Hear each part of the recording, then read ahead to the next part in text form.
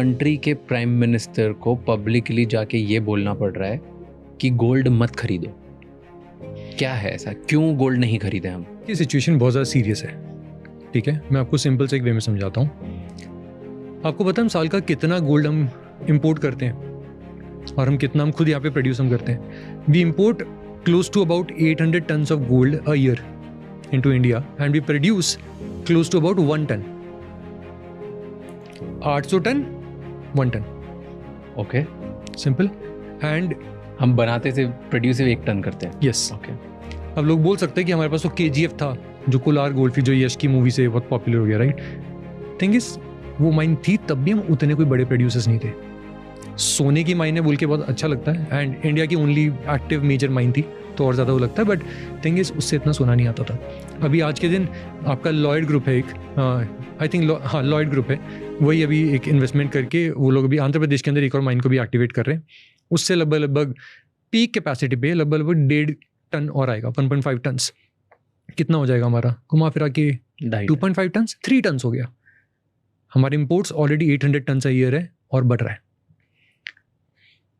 800 ton आप रफली calculation करके भी देखोगे नंबर कितना पहुंचेगा, दिमाग किसी का भी हिल जाएगा। Gold is one of the biggest import centres for India and अभी हम एक ऐसे सिचुएशन में है जहाँ पे रुपए का वैल्यू लगातार गिरते जा रहा है।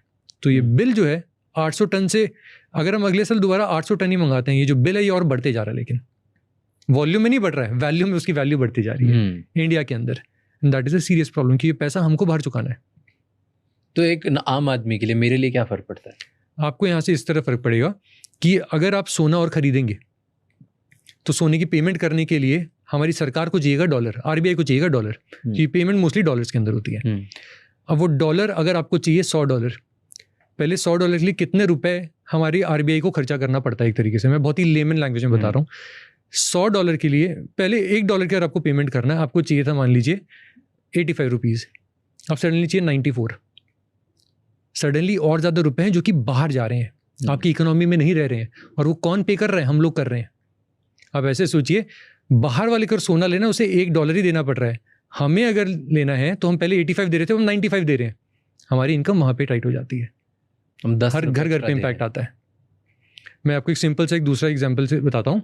अभी 95 पॉइंट समथिंग हो गया ना, ऐसा ही कुछ चल रहा है। तो हम 10 रुपये एक्स्ट्रा दे रहे हैं हर गोल्ड। या एंड मान लीजिए कि सोने का रेट यही रहता है अभी जो लगभग आई थिंक कितना चल रहा है, $4,500-$4,600 पर आउंस, ठीक है। मान लीजिए सोने का रेट यही रहता है बाहर के मार्केट में, लेकिन रुपए अगर डिप्रिशिएट होता जाता है, सोने की वैल्यू